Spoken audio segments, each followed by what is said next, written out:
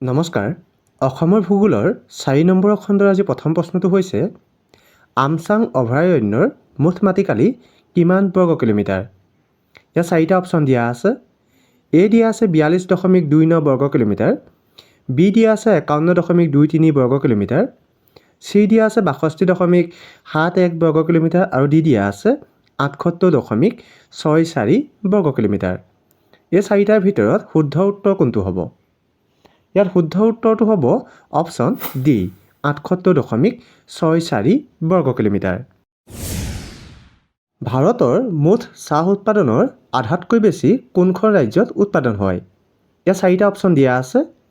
এ দিয়া আছে অসম, বি দিয়া আছে নাগালেণ্ড, চি দিয়া আছে পশ্চিমবংগ আৰু ডি দিয়া আছে মেঘালয়। এই 4টাৰ ভিতৰত শুদ্ধ উত্তৰ কোনটো হ'ব? ইয়াত শুদ্ধ উত্তৰটো হ'ব অপশ্যন এ অসম। ভাৰতৰ মুঠ চাহ উৎপাদনৰ আধাতকৈ বেছি অসমত উৎপাদন হয়।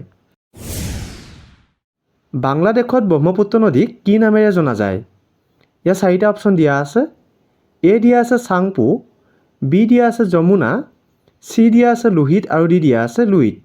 এই 4টাৰ ভিতৰত শুদ্ধ উত্তৰ কোনটো হ'ব? ইয়াত শুদ্ধ উত্তৰটো হ'ব অপশ্যন বি যমুনা। বাংলাদেশত ব্ৰহ্মপুত্ৰ নদীক যমুনা নামেৰে জনা যায়। অসমত মুঠ কেইখন ব্যাঘ্ৰ সংৰক্ষিত বনাঞ্চল আছে? ইয়াত 4টা অপশ্যন দিয়া আছে। এ দিয়া আছে 2খন, বি দিয়া আছে 4খন, চি দিয়া আছে 6খন আৰু ডি দিয়া আছে 8খন। এই 4টাৰ ভিতৰত শুদ্ধ উত্তৰ কোনটো হ'ব? ইয়াত শুদ্ধ উত্তৰটো হ'ব অপশ্যন বি 4খন। অসমত মুঠ 4খন ব্যাঘ্ৰ সংৰক্ষিত বনাঞ্চল আছে। 2011 চনৰ লোকপিয়ল অনুসৰি অসমৰ সৰ্বাধিক জনসংখ্যা থকা জিলাখনৰ নাম কি? ইয়াত 4টা অপশ্যন দিয়া আছে। এ ধুবুৰী, বি নগাঁও, চি শদিয়া আৰু ডি দিয়া আছে ধেমাজি। এই 4টাৰ ভিতৰত শুদ্ধ উত্তৰ কোনটো হ'ব? ইয়াত শুদ্ধ উত্তৰটো হ'ব অপশ্যন বি নগাঁও।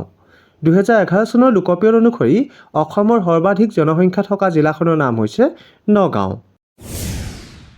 অসমৰ আটাইতকৈ সৰু ৰাষ্ট্ৰীয় উদ্যানখনৰ নাম কি? ইয়াত 4টা অপশ্যন দিয়া আছে।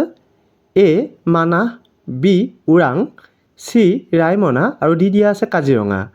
এই 4টাৰ ভিতৰত শুদ্ধ উত্তৰ কোনটো হ'ব? ইয়াত শুদ্ধ উত্তৰটো হ'ব অপশ্যন বি ওৰাং ৰাষ্ট্ৰীয় উদ্যান। অসমৰ আটাইতকৈ সৰু ৰাষ্ট্ৰীয় উদ্যানখনৰ নাম হৈছে ওৰাং ৰাষ্ট্ৰীয় উদ্যান। 2011 চনৰ লোকপিয়ল অনুসৰি অসমৰ আটাইতকৈ কম জনসংখ্যা থকা জিলাখনৰ নাম কি? ইয়াত 4টা অপশ্যন দিয়া আছে। A Karimganj, B Hailakandi, C Karbi Anglong, D Dima Hasao. এই 4টাৰ ভিতৰত শুদ্ধ উত্তৰ কোনটো হ'ব? ইয়াত শুদ্ধ উত্তৰটো হ'ব অপশ্যন ডি ডিমা হাছাও। 2011 চনৰ লোকপিয়ল অনুসৰি অসমৰ আটাইতকৈ কম জনসংখ্যা থকা জিলাখনৰ নাম হৈছে ডিমা হাছাও। আমচাং বন্যপ্ৰাণী অভয়াৰণ্য ক'ত অৱস্থিত? ইয়াত 4টা অপশ্যন দিয়া আছে। A Guwahati, B Dibrugarh, C Nagaon, D Golaghat. এই 4টাৰ ভিতৰত শুদ্ধ উত্তৰ কোনটো হ'ব? ইয়াত শুদ্ধ উত্তৰটো হ'ব অপশ্যন এ গুৱাহাটী। আমচাং বন্যপ্ৰাণী অভয়াৰণ্য গুৱাহাটীত অৱস্থিত। তলত দিয়া কোনখন নদীক অৰুণাচল প্ৰদেশত কামেং নামেৰে জনা যায়? ইয়াত 4টা অপশ্যন দিয়া আছে। এ ভোগদৈ, বি সোৱণশিৰি, চি জীয়া ভৰলী আৰু ডি দিয়া আছে দিচাং। এই 4টাৰ ভিতৰত শুদ্ধ উত্তৰ কোনটো হ'ব?